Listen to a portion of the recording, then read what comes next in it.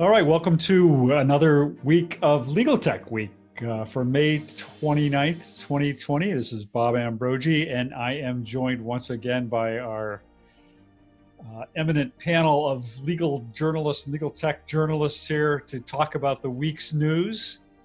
Let's go around and introduce ourselves once again for those who may not know us. Molly, let's start with you. I'm Molly McDonough. I am a media consultant and legal affairs journalist based in the Chicago area. Zach. I had to unmute myself, everybody. I'm Zach Warren. I'm editor-in-chief of ALM's Legal Tech News, and I am based in the Twin Cities of Minnesota. And Caroline. Hi there, Caroline Hill, editor of Legal IT Insider, aka Orange Rag, based in the UK. Joe. Yeah, I'm Joe Patrice from Above the Law and Cash Cab champion. So, yeah. And Nikki. Nicole Black. I'm the legal technology evangelist with MyCase and a legal tech columnist at ABA Journal, Above the Law, Daily Record, and I also blog regularly on the MyCase blog. So Joe, you just hit it. I mean, that's the big story of the week, right?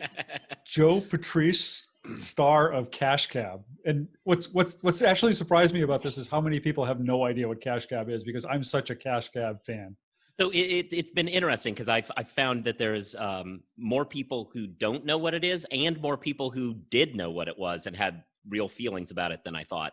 Yeah, Cash Cab was a game show that ran for several years based in New York, where unsuspecting people got into cabs thinking they were going somewhere, and lights would come on, and then it was a game show, and the cabbie would ask you questions for money while you did your ride. And if you missed questions, you got kicked out of the cab.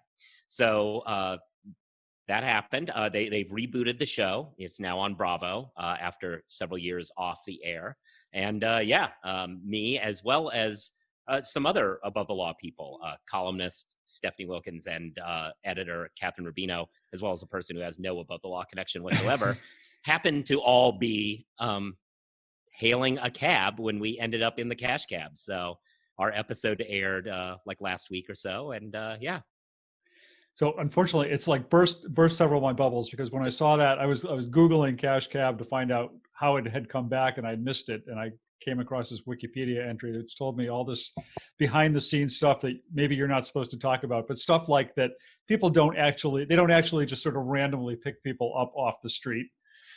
And even worse, they don't actually give you cash at the end of the ride.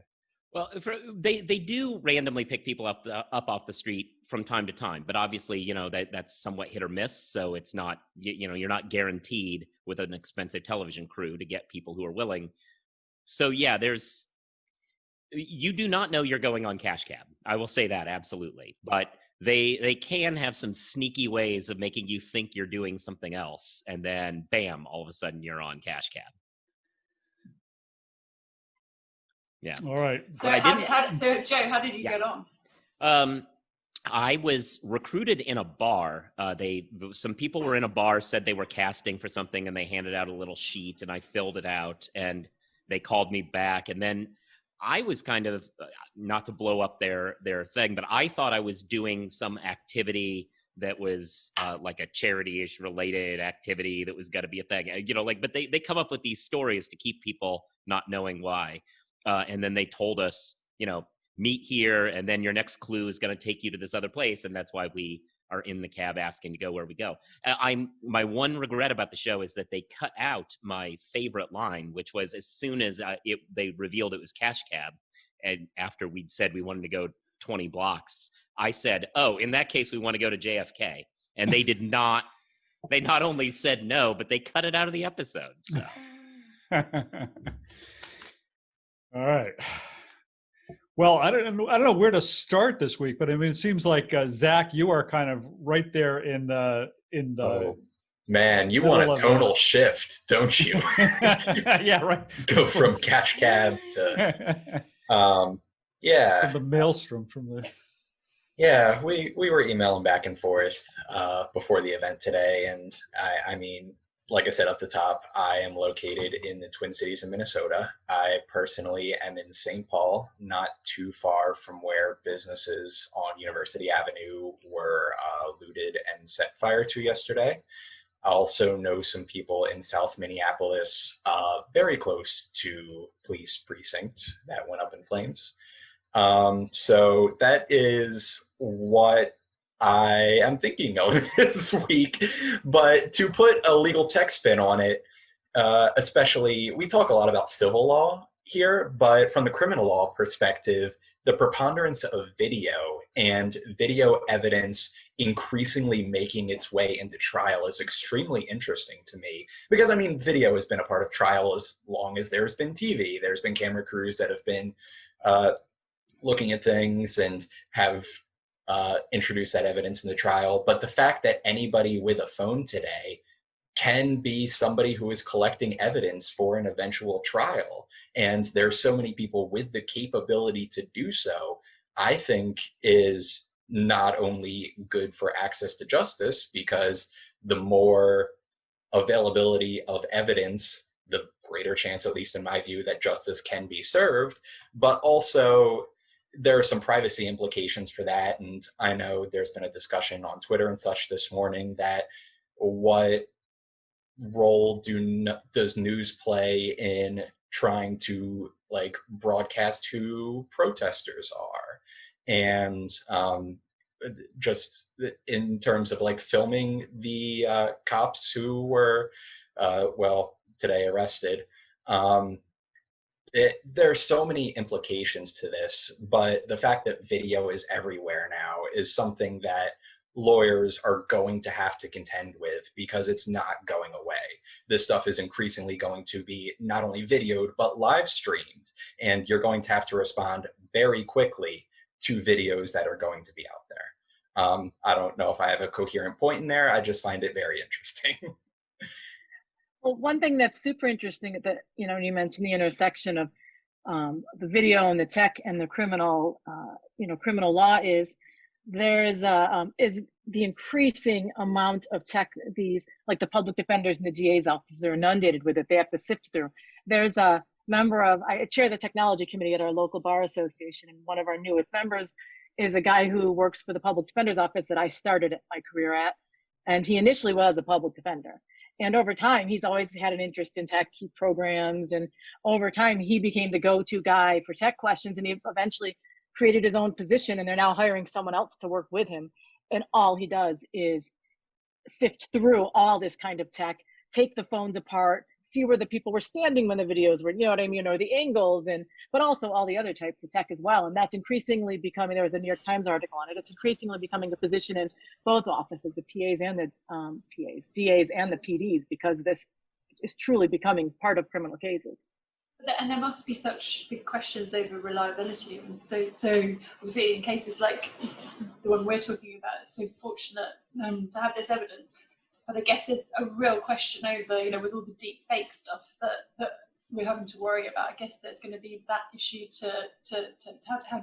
how are they going to be able to, I think they're going to be huge issues over, but obviously in this case, it's been such a great thing that the evidence is there.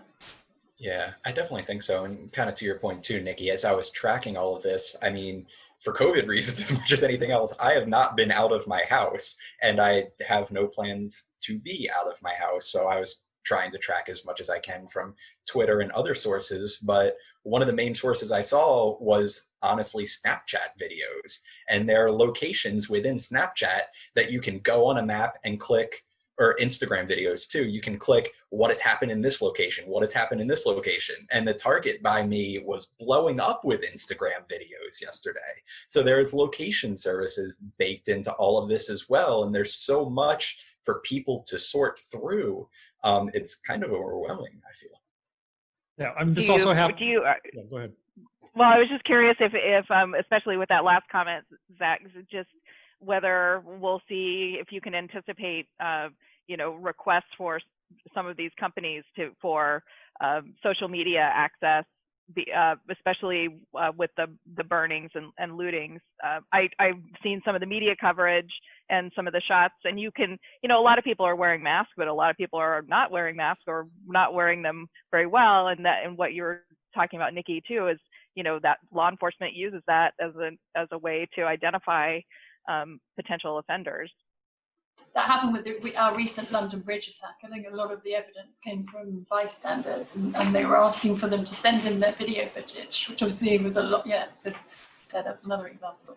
Yeah, and that famously happened after the Boston Marathon bombing, where they just collected tons and tons of everybody's cell phone pictures and whatever else, and pieced it all together. I mean, this was also the week in which the ACLU in Illinois, I think it was, sued ClearView, which is the company that's basically, developed this face recognition technology that's mining our social media so that law enforcement agencies can use it to find people that they're looking for, to pin down suspects and whatever. And it's also the week in which we had this, this Central Park video episode where, one person is using video defensively while the other person is effectively weaponizing it in some way. It's just a bizarre week for tech in that sense. Yeah, and the problem with the ClearView in particular, I really follow all this intersection of privacy and the criminal law and law enforcement because of my background. And ClearView in particular is so problematic because not only are they getting this data in a questionable way, but the way that the law enforcement is just taking this so quickly and buying it from them and using it, AI is inherently biased. I mean, the programming of it does not recognize people of color. It doesn't recognize them accurately at all. It doesn't recognize women's faces. It's designed to identify white men accurately is really what happens. And so, the case that everyone always uses that's so interesting is when I think it was ACLU used Amazon's AI facial detection and ran Congress through it to match it up with mugshots. And the vast majority of people of color in Congress were matched up with mugshots and identified as potential criminals. Which is weird because most of the white guys in Congress actually do have records. Right. So, but it's so problematic, and I'm glad the ACLU is suing them because that's got to be kept under control. Well, and Illinois is friendly to that kind of a suit, right? Don't they have that really? I'm vaguely remembering they have that fairly aggressive law about privacy that says you can't do facial recognition and stuff like that, right? Isn't that Illinois? BIPA, the Biometric Act, which is that's what I'm talking about. Suit was. Mm-hmm. That's what I meant. Yeah. And that applies to pretty much all biometrics. So I would assume the facial recognition. That's why they're suing in Illinois specifically. Yeah. So Minneapolis is burning. The nation's undergoing a pandemic, and our president is focusing his attention on Twitter. Waging war against Twitter. Always with the right priorities. 2020. Nikki, you wanted to talk a little bit about that. Do you want to say something about that? Well, the minute that Twitter started labeling his tweets, that was groundbreaking. I mean, for them to do that to anyone, let alone the president, and they're doubling down now that he's signed that executive order, which I am not. I know that there's a couple of other people here that may be able to speak a little more cogently about that order itself and the section 250 that it refers to. But 230. I can't even get the section right. But for me it was more just that the social media company was taking a stand. And then the other super interesting thing that's happening is, Zuckerberg came out and said, "Oh, it's not our job to be the arbiter of the truth." And now there's all those really funny memes going around with headlines like Mark Zuckerberg, child molester Mark Zuckerberg dies at 36. Right. Or, says that Facebook isn't supposed to be the arbiter of the truth, so it's interesting to see that whole reaction. But, and the other thing that someone said that I thought was super telling was, we're in the middle of this huge pandemic and the president sits around and doesn't do anything for the most part for months and months and months. But as soon as Twitter slaps something on one of his tweets, he's got an executive order ready the next day. So this whole concept of priorities, it's just stunning, kind of what we're living in, and it feels a little bit surreal. But I know there's also some legal issues to address, and if someone else wants to run with those, I just wanted to make some commentary. Well, I mean, I just think one of the most interesting things is it just appears that he's absolutely shooting himself in the foot with the executive order. That if in fact he requires internet companies of any kind, whether it's Twitter or Facebook or whatever else, to be more diligent in their policing of content on their sites, then and to be more responsible for content on their sites, then what they're going to have to do is block him all that much more and impose more restraints on what he says. So I just don't understand it. Not that I ever. And that's the takeaway that a lot of people have had. And I think that certainly he's using that sort of rhetoric, and that's what the rhetoric of like Josh Hawley and people like that have said. But I think it misses that his order itself, which has a bunch of other legal issues we can get into, but the way in which he's phrased this order is actually a little different, that avoids that, I think. And I think a lot of people are grouping it together because, so Section 230, for people who don't know, is part of the Communication Decency Act. And it says basically that if you provide a platform that people who aren't you can interact on, you're not responsible for what they say.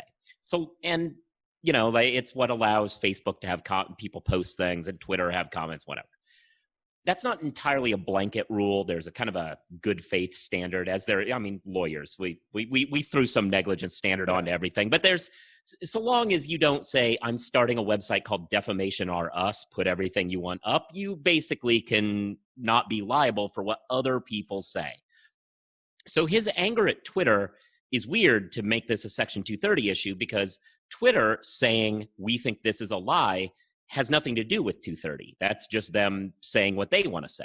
Right. And that's the crux. So he's going after 230, but he's not, if he were to say we should not have Section 230, which means that Twitter would have to worry they'd be sued every time he says Joe Scarborough murdered somebody, something else he said this week, then Twitter would be worried that Joe Scarborough might sue them too, and they would block him.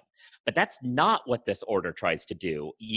Buried in everything, what the order actually says is not individuals should be able to sue the platforms for defamation that other people do, but the Department of Justice should be able to sue the platform if the platform isn't acting in good faith. And they want to redefine good faith and say, if you are only slapping lie orders on us, then that's wrong, and we want the DOJ to go after you, not random person who feels defamed to go after you. And that distinction is where it doesn't blow back and hurt Trump, because he controls the DOJ and Bill Barr gets to decide who gets sued. Right. Yeah, that's interesting. A very important note for anybody who's enterprising out there: the domain name Defamation R Us is available. So if you want it, go for it. Excellent. So good. All right. I'm glad somebody had the time to look that up. I got this weird thing with Zoom where basically my computer crashes when I try to use the internet and Zoom. So I'm glad someone else was on that. Yeah, I'm having worried about that myself. Anybody else? Any other thoughts? I mean, Caroline, politics is so sane over in London. You don't have to deal with any of these issues, right? Well, I love looking at Trump's tweets, and then I think my favorite thing is looking at all of the replies and trying to gauge who's sort of in favor of him and who's anti, and mostly they seem to be very negative responses, and then you get the odd person saying, we love Trump, but the replies to it, it's just, as a not, for someone who's not living in the US, we have our own issues for sure. Definitely the worst handling of the coronavirus with that accolade. But yeah, it just seems that he is posting blatant lies. I think they've done the right thing, and his behaviour just becomes more erratic, doesn't it, as time goes on? Yeah. Obviously, that's politics rather than tech, pure politics. Yeah. The other thing I thought is really interesting about it is just such a great teaching mechanism for what the First Amendment is. Like, no one understands it. They don't understand that it's a government act, or Trump clearly doesn't understand it. And at the end of the day, he's actually arguably in some ways the order that he signed his intent is, I don't know if will be successful, but is to police what is said on social networks, which that is what triggers the First Amendment, is the government action in that way, not the social networks trying to just provide accurate information about what the government says on social networks. So it's interesting how it's a sort of a good teaching point, but it doesn't really get through. Never seems to. Yeah.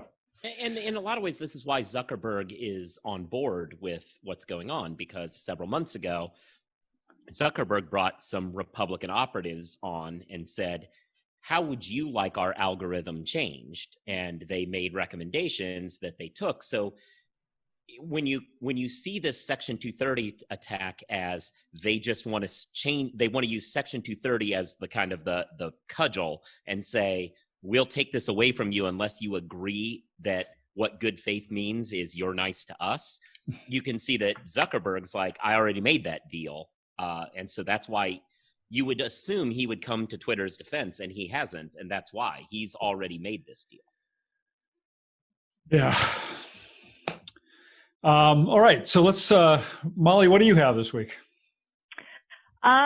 So something that was on my list last week that I had a chance to kind of dig a little deeper into, a lot of the original reporting or the initial reports from legal media in particular focused on this first Zoom trial out of Texas. It was a non-binding jury trial, and a lot of it focused on this one juror who went MIA to take a phone call. And it was actually during the selection process. So it was just kind of like, that seemed to be what the story was. But when I had a chance to listen to the National Center for State Courts webinar on lessons learned on the jury process as courts are reopening and social distancing and hybrids are being tried out. And one of the judges, who she referred to herself as the high-tech bailiff, in that case, they had a presiding judge and then her as the high-tech bailiff, went through a lot of the lessons learned, and it was fascinating, including, they did a lot of studying of what the jurors thought about the process. And they asked the jurors who had served on panels before what they thought, and they loved the process because they got to see the evidence much more clearly than they would in a regular courtroom setting. And they also got to see the witnesses face on, which I thought was really interesting. And the lawyers had a similar reaction. They were skeptical at first, but, going through the process and being familiar with the Zoom, they use Zoom platform, they also felt like they were able to get more forthcoming answers from the prospective jurors when they were seating them.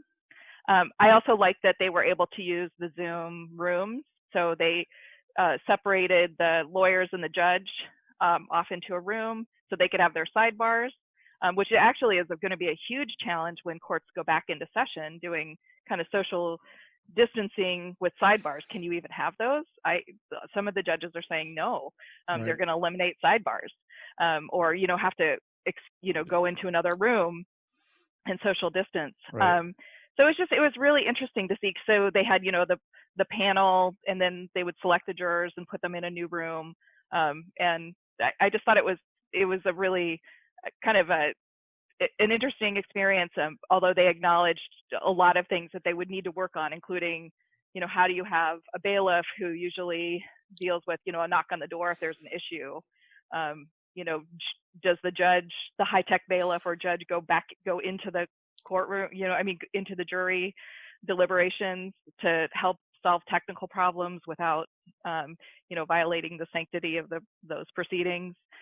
Lots of little issues. I just thought it was really interesting, and kind of back to points we've talked about before, which is these webinars that especially the National Center for State Courts and the Rapid Response Team from the Conference of Chief Justices, I think it is really, and state court administrators, is really great. They had these judges from all over the country. On this panel, they had judges from Miami, Oregon, to Florida, Oregon, Massachusetts, Texas, and Missouri. And they're all doing something, either in person or hybrids or, you know, some other format. And a lot of the experiences that they talked about with the jury, the non-binding case in Texas, they're using similar approaches with grand juries in Missouri. And they've even feel like that they're on solid ground statutorily holding a grand jury virtually, because the only constitutional requirement is that the grand jury be assembled. It doesn't say in person. Yeah. But he cautioned. The framers weren't thinking about Zoom. Right. They were not thinking about Zoom.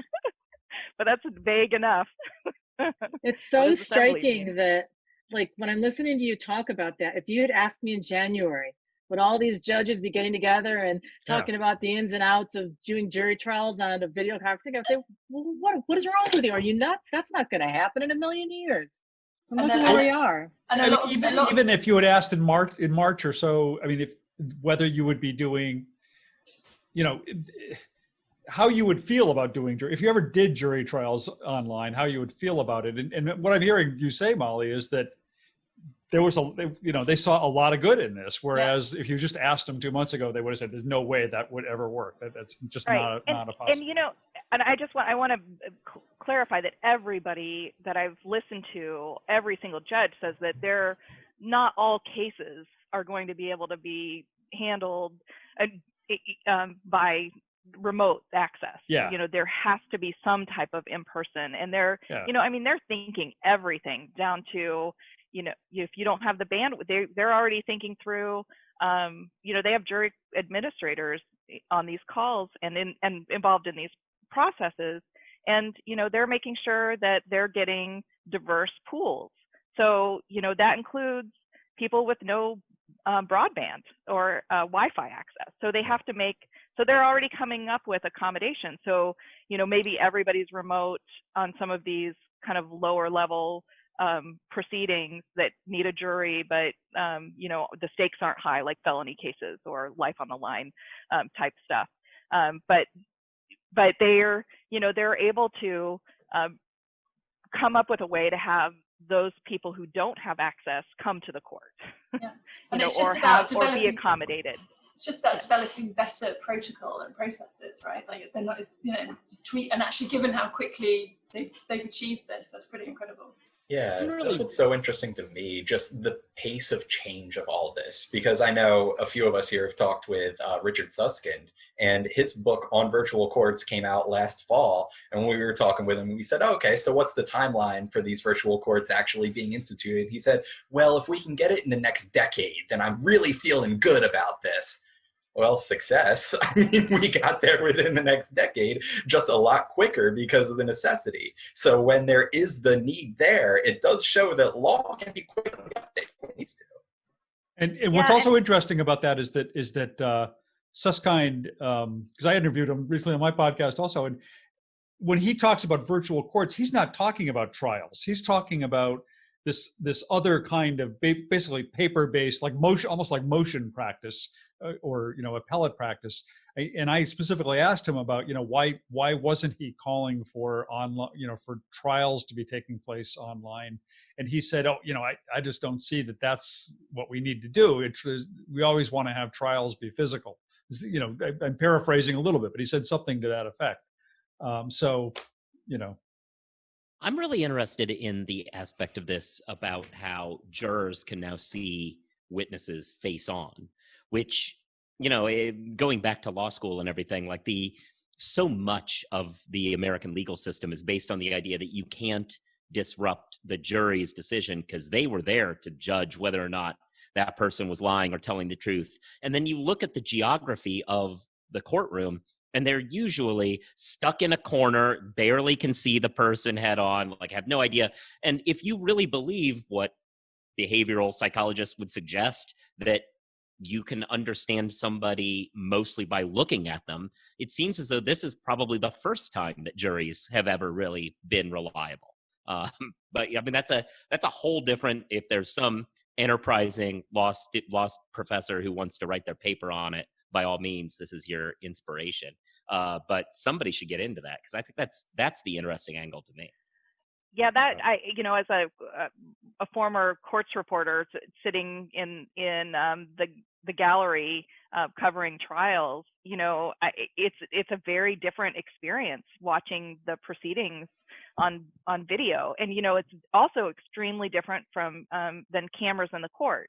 When you have cameras in the courtroom, they're still way in the back, or bird's eye view kind of thing. You don't have that in most of the cameras in the court experiences. You don't have that personal face head-on view of what's happening. So it's definitely a more intimate, much more intimate, oddly, experience to be face to face with the witness.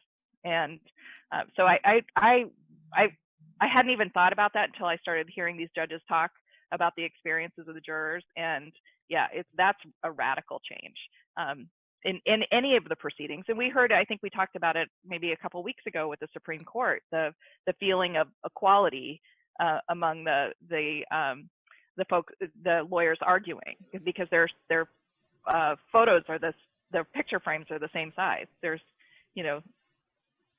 it's counterintuitive, isn't it? That there's this it's improved things, but you would certainly not expect that.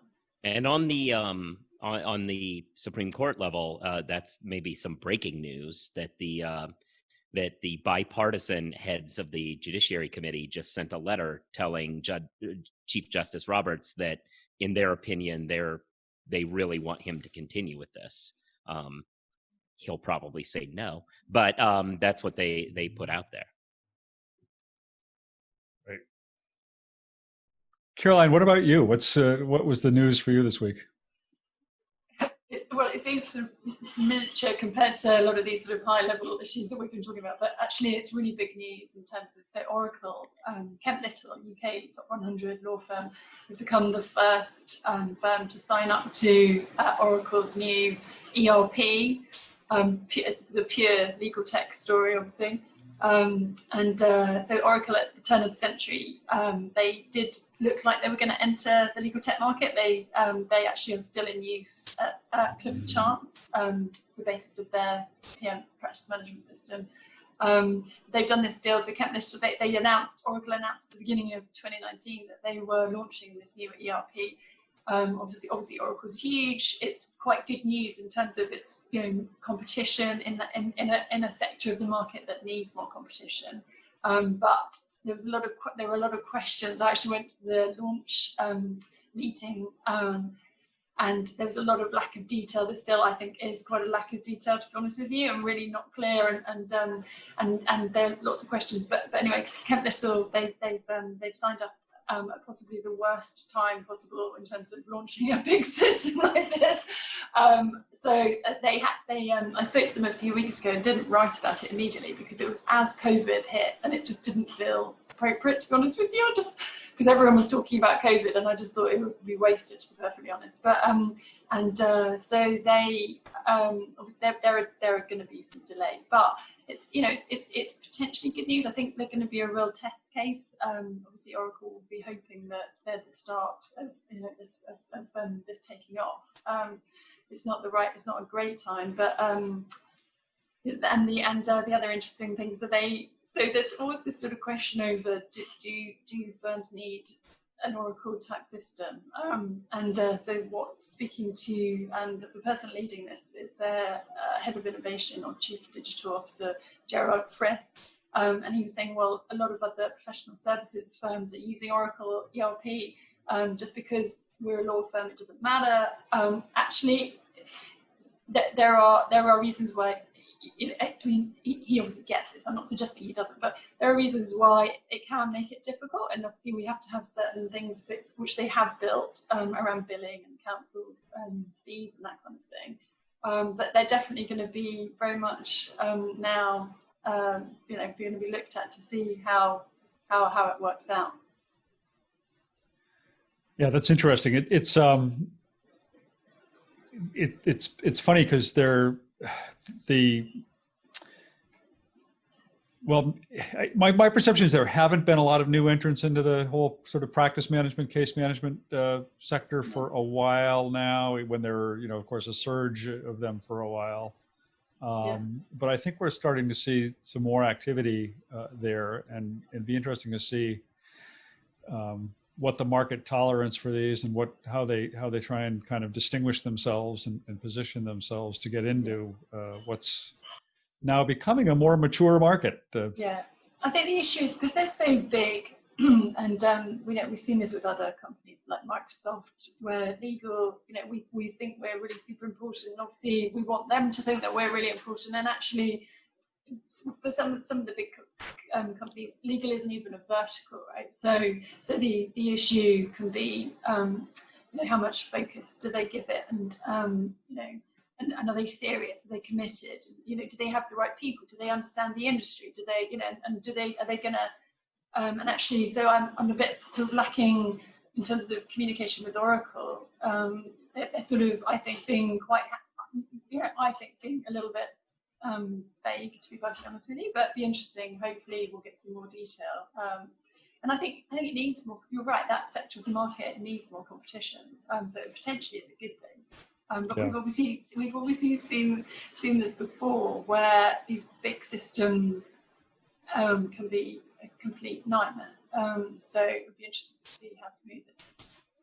Well, and the other trend is often that you see these, once the big systems get interested in the space, they just start buying some of these smaller niche companies. I'm neglected to mention that on the latest call, there was a group from Maricopa County in Arizona, and they're using WebEx right now for their platform, but they're partnering with, or they've brought on For the Record, which is a video platform for courts for recording and archiving proceedings.